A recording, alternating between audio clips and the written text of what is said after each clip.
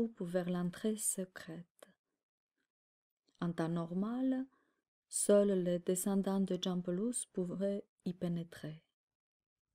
Une fois le passage secret ouvert, ils furent aspirés à une vitesse incroyable. Le passage, ordinairement, ne pouvait pas rester ouvert plus de 3 secondes, temps nécessaire à une seule personne pour passer. Arrivés dans le tunnel, ils retrouvèrent tous immédiatement leur poids normal. L'effet de légèreté avait subitement disparu. Marjolaine fut surprise de voir toute sa famille dans la forêt sacrée. Elle s'étonna davantage à la vue de tout ce qui l'accompagnait.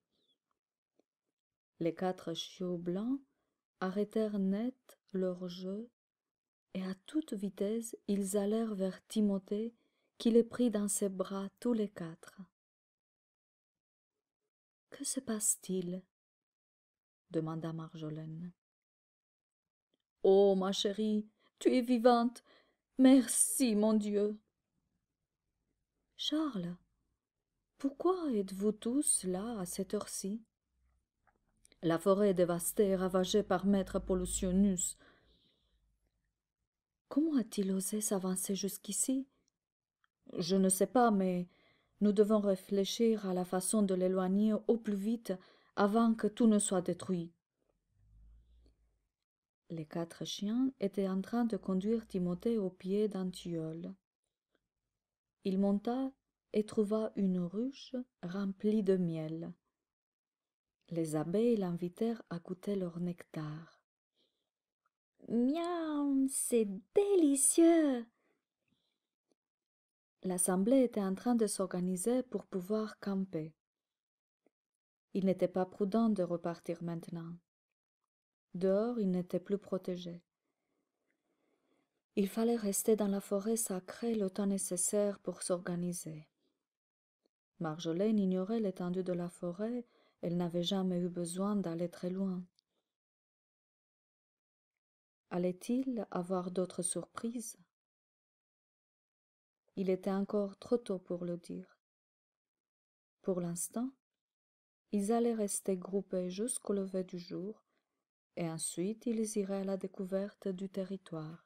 Il faisait chaud cette nuit-là du mois de juillet.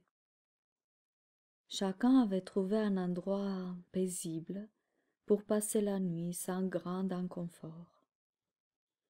À l'intérieur du tilleul séculaire de Timothée, il y avait comme une petite caverne.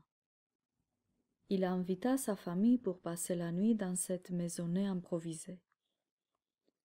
À l'intérieur, dans le noir profond, le jeune garçon, qui n'arrivait pas à s'endormir, sentit comme un rideau de soie.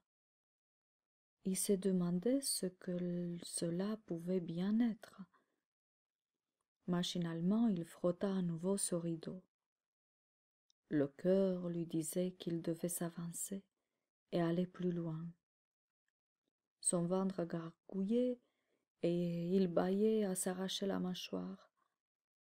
Alors il s'est mis à imaginer un grand festin où tout le monde pourrait se restaurer et un énorme château où chacun pouvait avoir une chambre avec un grand lit à baldaquin et une salle de bain avec une énorme baignoire remplie de mousse blanche qui sentait la verveine, comme lui avait décrit Cupidus lors de son précédent voyage. Il vit une lueur à l'endroit où il avait senti ce rideau de soie. Il s'avança et d'un geste lent bougea le rideau. Il fut ébloui par la lumière qui éclairait une énorme salle décorée en style romain. Au milieu de la salle, il y avait le grand festin qu'il venait juste d'imaginer. « De la nourriture !» cria-t-il en courant à toute vitesse vers la table. Tout le monde dormait. Ils